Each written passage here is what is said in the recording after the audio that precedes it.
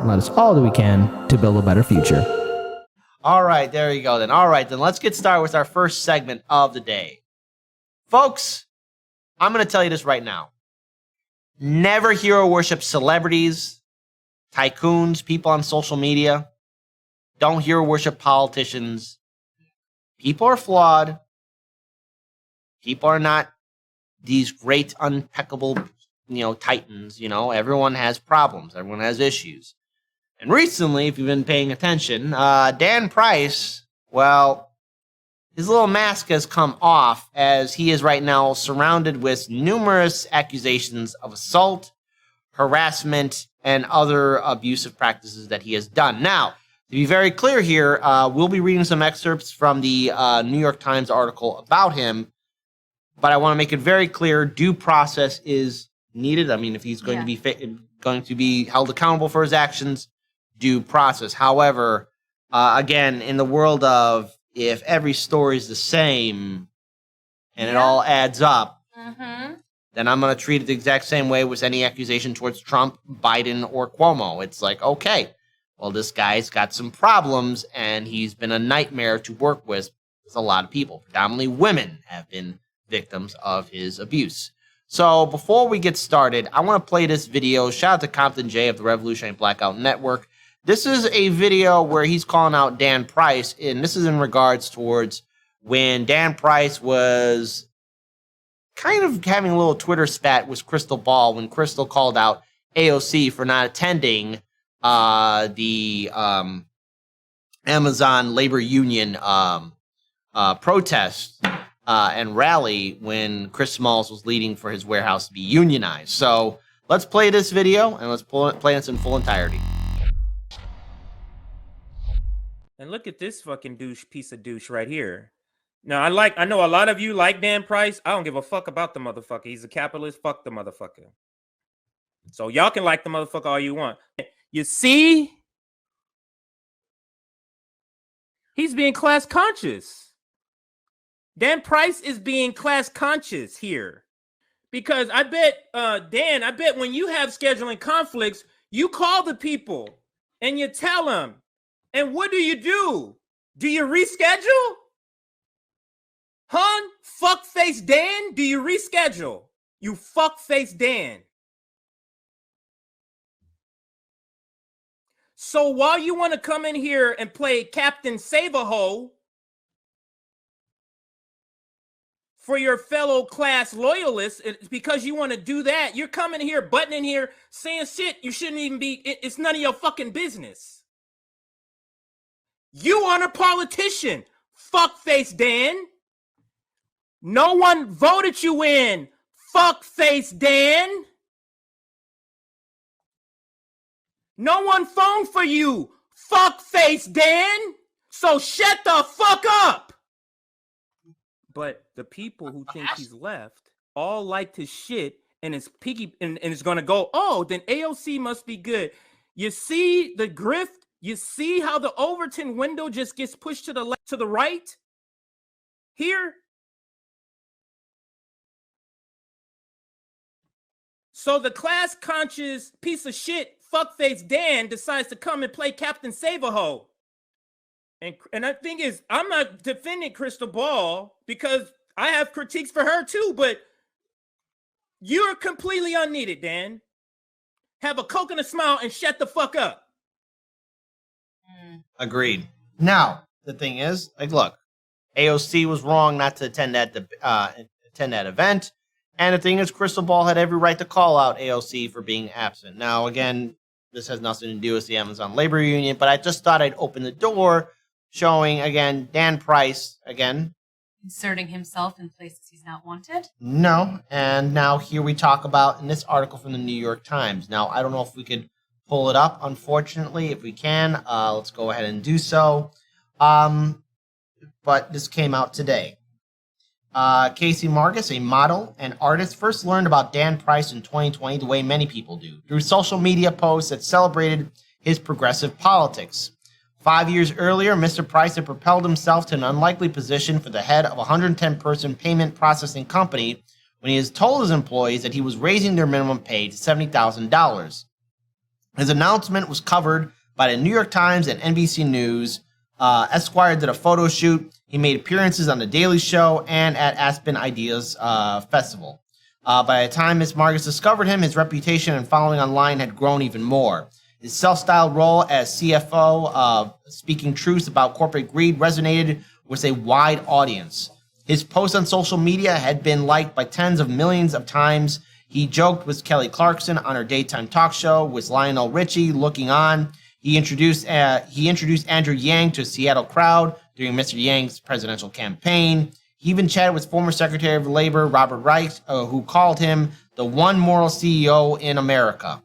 Which I got to stop right there. There's no such thing as a moral CEO. Okay? I mean, let's be clear about it. Look at the long, sad history of CEOs. Now, again, everyone's a person. Has their own thing going on, but let's start digging deeper. And Lauren, I know before we get started, I know that you had a few things you wanted to add in here. Yeah, so I mean, just first to piggyback off of there's no moral CEO in America, or in the world, whichever. I think that kind of does sort of depend on the level of CEO you're talking about. If you're talking about this kind of CEO who's a multimillionaire, or a billionaire, absolutely, it's true. I was reading I read a Twitter article, feed about this girl who's talking about it and talking about how she, her dad, does own a business. He would be considered, the CEO of it, but he is solidly middle class because he pays his workers, a fair wage. He makes sure that things are as fair as possible. And because of that, he is never going to make a ton of money because he's going to make a profit.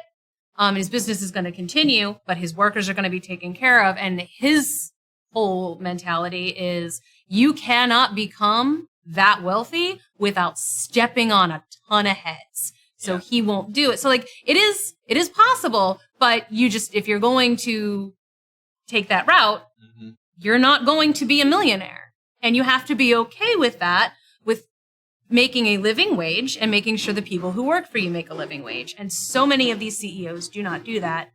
I remember when this happened, when I first saw Dan Price, he took a huge pay cut in order to make sure that his employees could get the $70,000. He was like, oh, I just realized, I don't need the extra house and the third jet. And, I was like, oh yeah, good. You're right. You don't need those things. Yeah. And I remember when that happened, and I was one of the people who was very excited about that. I was championing it, I didn't follow him on Twitter because I didn't have one, but don't worship your heroes, folks. No. So the article then goes in detail describing Mr. Price as a young, handsome executive whose worldview spoke to her, and this is in regards to Miss Margus. As soon as they started talking regularly, Mr. Price visited her near San Diego and flew her to Seattle. But what started as a whirlwind courtship ended 3 months later with accusation of rape.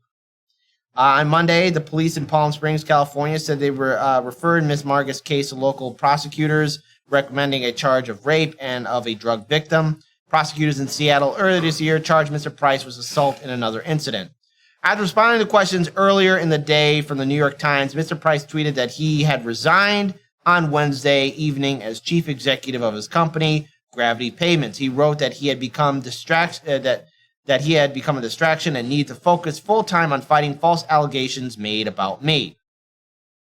There were warning signs about Mr. Price, but Ms. Margus did not see them.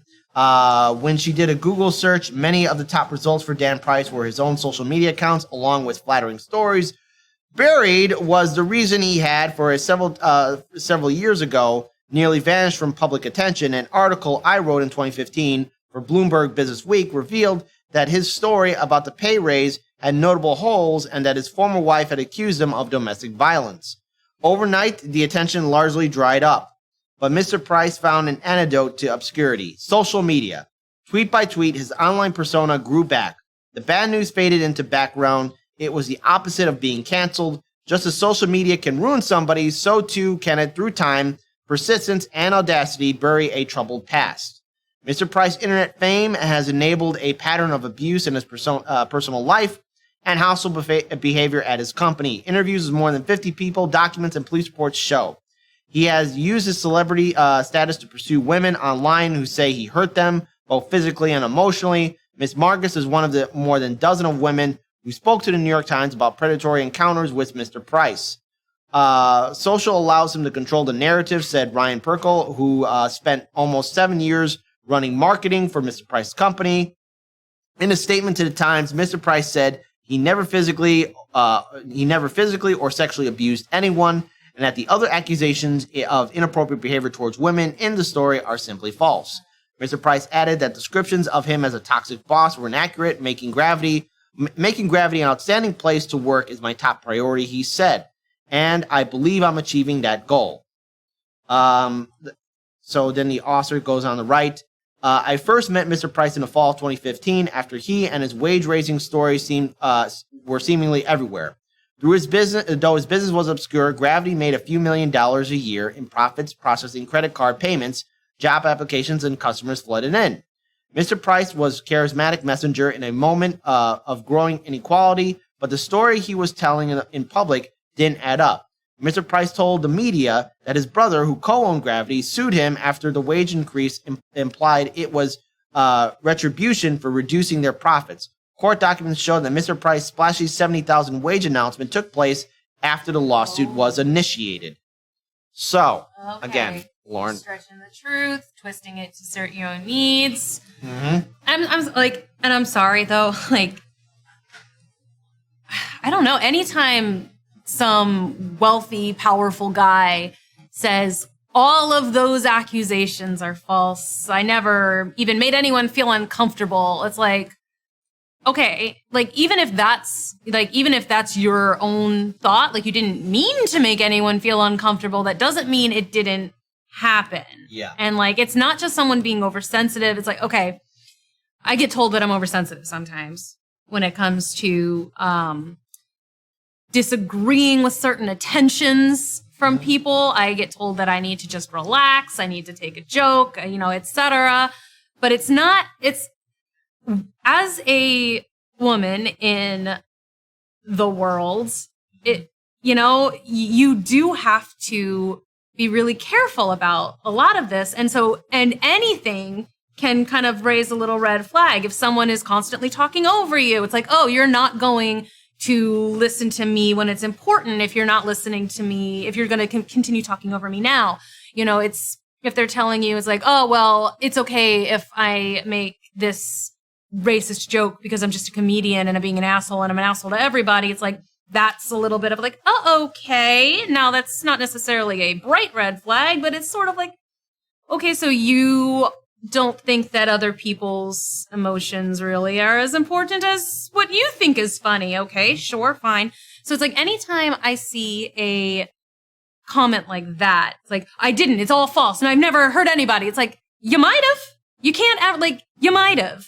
Like, even if you didn't even realize it, like it's totally possible to hurt someone without realizing it. And if you have that much influence and if you are, you're the boss, people are not going to necessarily feel comfortable calling you out on stuff regardless. And right. So, it's a scary sort of situation. So you can't, I don't agree with ever saying that. I don't think it's ever true. Again, I want there to be due process to take place. I want a full investigation to look into him. The same thing with Cuomo, same thing with Biden, same thing with Trump, same thing with all these jagoffs that have abused women and their workers and so much more.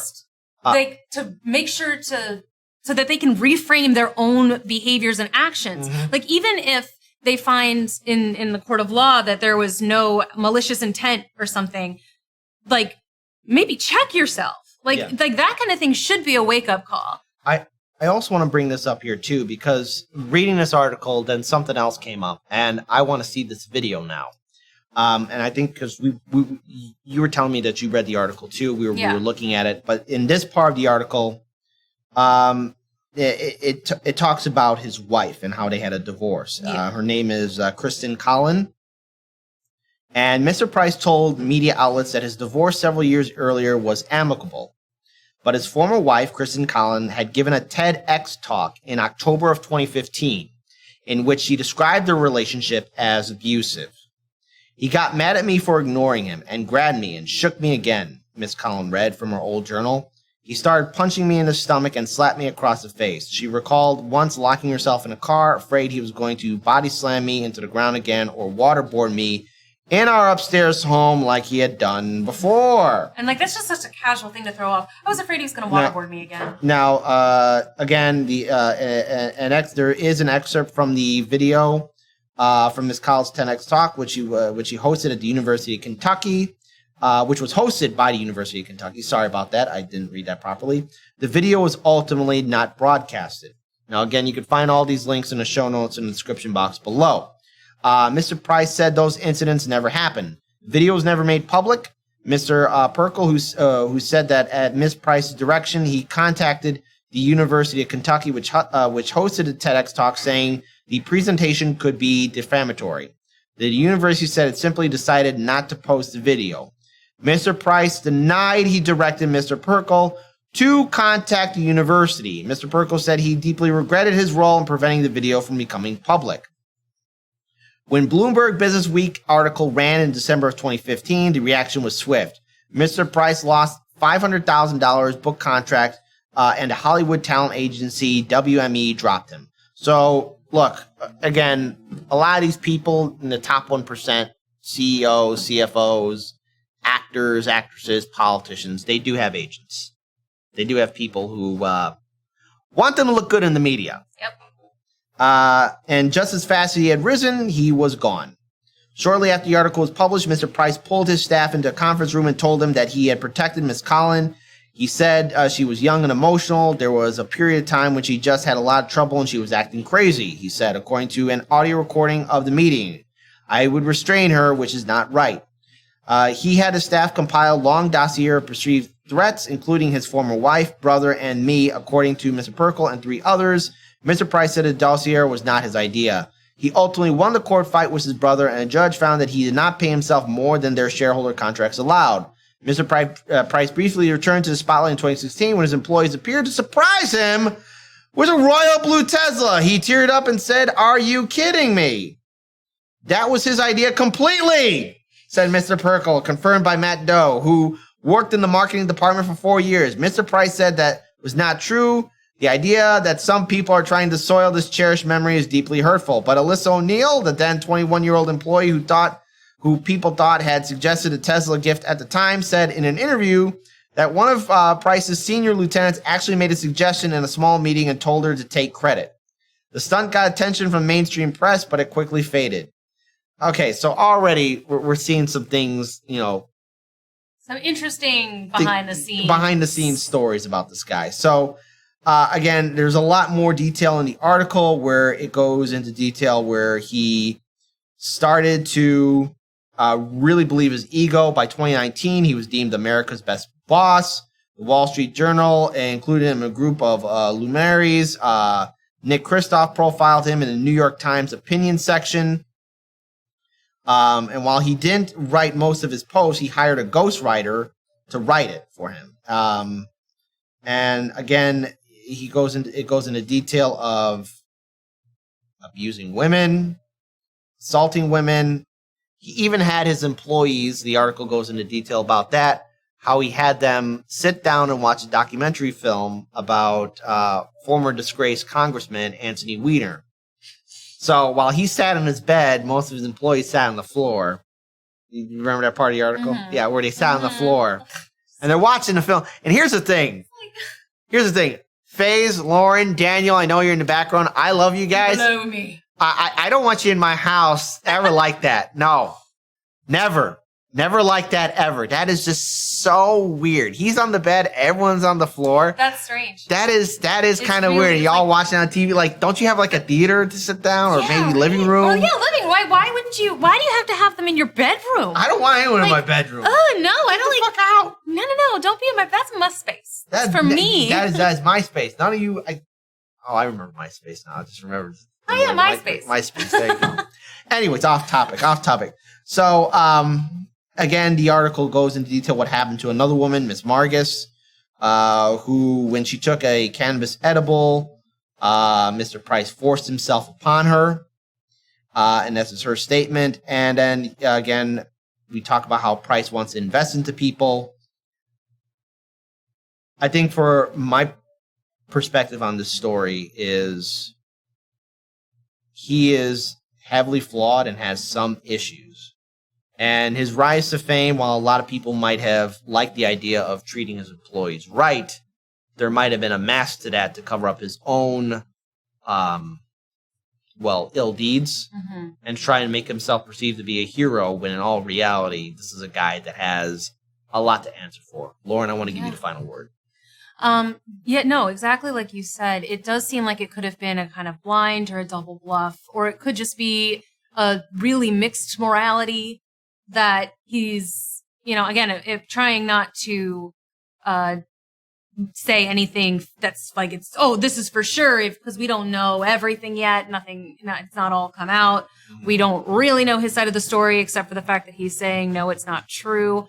And again, I know that it happens a lot of the time. Sometimes people do not realize that what they have done is dangerous or scary or harmful. And if you lie to yourself well enough too about it, then you can convince yourself that you didn't do anything wrong. So but then of course you have other things built up in your whole backlog about, but look what I did for my employees. I care about people. I don't, you build yourself up in your own brain as well. And again, I hope he looks at all of this as sort of a wake up call, assuming that he wasn't being malicious, that he looks at this and takes a step back and tries to improve himself. And if he was being malicious, then I hope he goes down in flames. If he knows exactly what he did, and if he was getting off on these power trips, which it kind of seems like he was based on the whole you have to be in my bedroom and I'll be on the bed and you're on the floor. That's a power trip. Buy me a Tesla. I mean, come on. It's it seems like such a power trip to me, and it's really, really, it's sus. No, it's not only that. It's just okay. What happened to the women and these accusations toward him? I mean, their stories are sounding the same. Yeah. Especially from his ex-wife. The TEDx talk that she did at the University of Kentucky in 2015 has been taken down, or it was never made public. Right. And then when we hear about his relations with his employees, and then, again, this doesn't add up, but I can't see in a business meeting where regular people are sitting down like, hey, let's buy him an expensive Tesla car. Yeah. I just, maybe it's me. It's he can definitely afford it though. I don't see people I just don't see people sitting at a conference table. Hold on. What is a big, giant, massive, expensive gift I can gift for my boss who's got millions of more dollars than I do? I know. It doesn't seem, again, it seems like a PR stunt. Right. It seems like a lot of what he's done has been PR stunts. And it's, well, what's even true? What's real? What is, again, hopefully we get to see what actually comes out in a real case, in actual facts that come out. I would love to get to the bottom of it because it's just, we see this over and over and over again with these really wealthy, powerful people, and everything they do is all just for the optics.